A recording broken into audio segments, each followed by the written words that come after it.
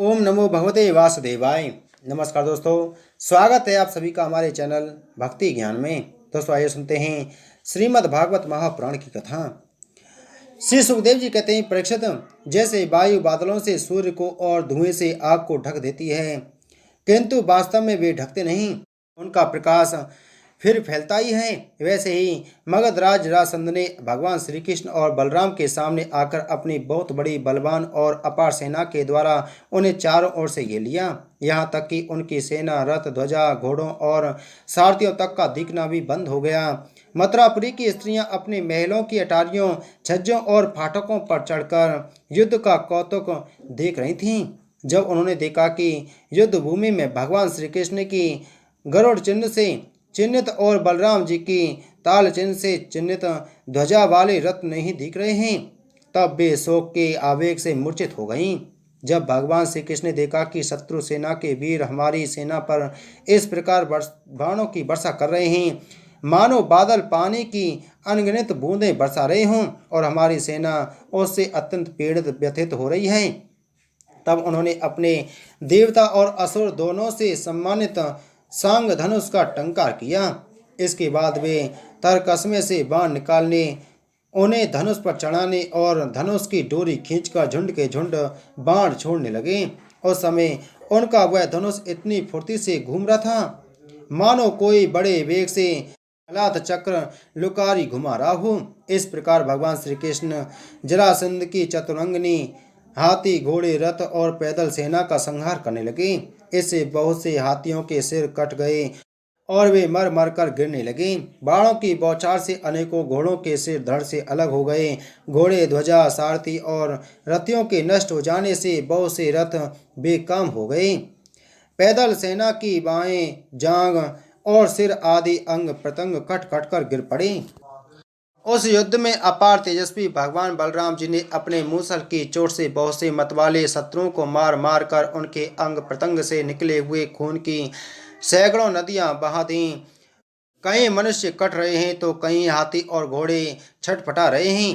उन नदियों में मनुष्यों की भुजाएं सांप के समान जान पड़ती और सिर इस प्रकार मालूम पड़ते मानो कछुओं की भीड़ लग गई हो। मरे हुए हाथी दीप जैसे और घोड़े ग्राहों के समान जान पड़ते। हाथ और जांघें मछलियों की तरह, मनुष्यों के केस सेवार के समान, धनुष तरंगों की भांति और अस्त्र शस्त्र लता एवं तिनकों के समान जान पड़ती। ढालें ऐसी मालूम पड़ती मानो भयानक बबर हों। बहुमूल्य मड़ियाँ और आभूषण पत्थरों के रोड़ों तथा कंकड़ों के समान बहे जा रहे थे। उन नदियों को देखकर कायर पुरुष डर रहे थे और वीरों का आपस में खूब उत्साह बढ़ रहा था। परीक्षित, जरासंध की वह सेना समुद्र के समान दुर्गम, भयावह और बड़ी कठिनाई से जीतने योग्य थी, परंतु भगवान श्री कृष्ण और बलराम जी ने थोड़े ही समय में उसे नष्ट कर डाला। वे सारे जगत के स्वामी हैं, उनके लिए एक सेना का नाश कर देना केवल खिलवाड़ी तो है। परीक्षित, भगवान के गुण अनंत हैं। वे खेल खेल में ही तीनों लोकों की उत्पत्ति, स्थिति और संहार करते हैं। उनके लिए यह कोई बड़ी बात नहीं है कि वे शत्रुओं की सेना का इस प्रकार बात ही बात में सत्यानाश कर दें। तथापि जब वे मनुष्य का सा वेश धारण करके मनुष्य की सी लीला करते हैं, तब उसका भी वर्णन किया ही जाता है। इस प्रकार जरासंध की सारी सेना मारी गई, रथ भी टूट गया, शरीर में केवल प्राण बाकी रहे। तब भगवान श्री बलराम जी ने जैसे एक सिंह दूसरे सिंह को पकड़ लेता है, वैसे ही बलपूर्वक महाबली जरासंध को पकड़ लिया। जरासंध ने पहले बहुत से विपक्षी नरपतियों का वध किया था, किंतु आज उसे बलराम जी वरुण की फांसी और मनुष्यों के फंदे से बांध रहे थे। भगवान श्री कृष्ण ने यह सोचकर कि यह छोड़ दिया जाएगा तो और भी सेना इकट्ठी करके लाएगा तथा हम सहज ही पृथ्वी का भार उतार सकेंगे, बलराम जी को रोक दिया।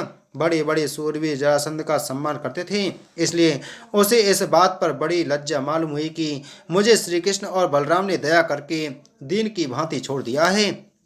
अब उसने तपस्या करने का निश्चय किया, किंतु रास्ते में उसके साथी नरपतियों ने बहुत समझाया कि राजन, यदुवंशियों में क्या रखा है, वे आपको बिल्कुल भी पराजित नहीं कर सकते थे।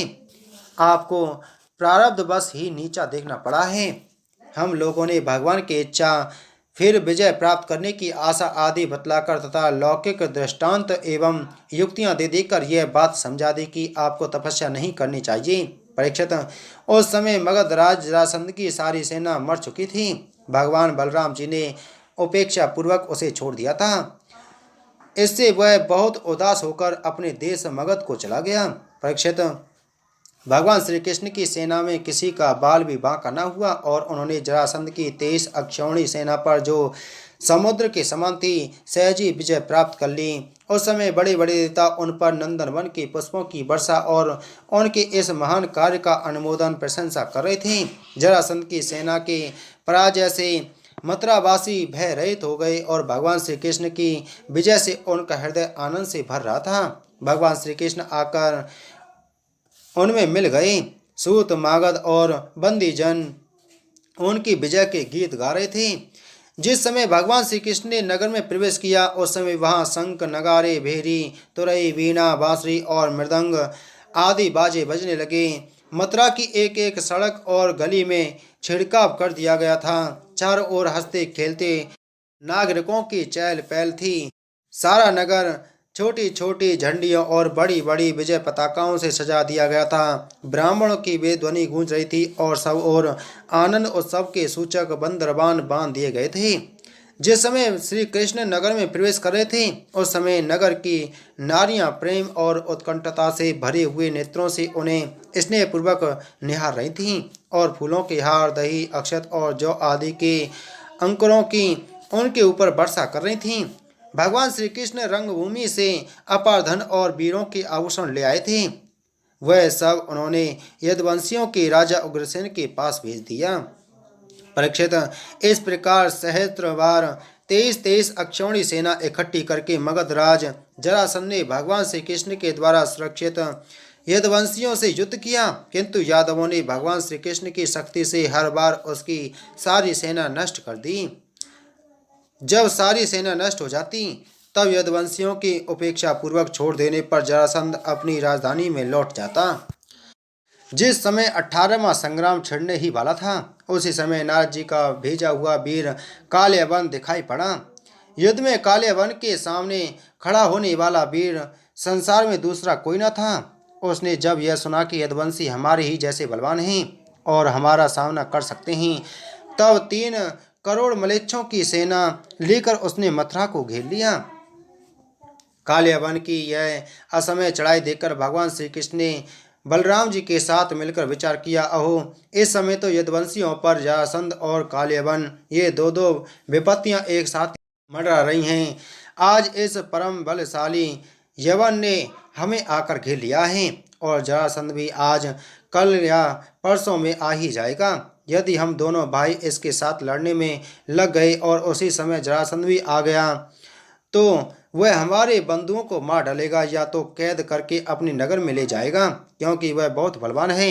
इसलिए आज हम लोग एक ऐसा दुर्ग, ऐसा किला बनाएंगे जिसमें किसी भी मनुष्य का प्रवेश करना अत्यंत कठिन होगा।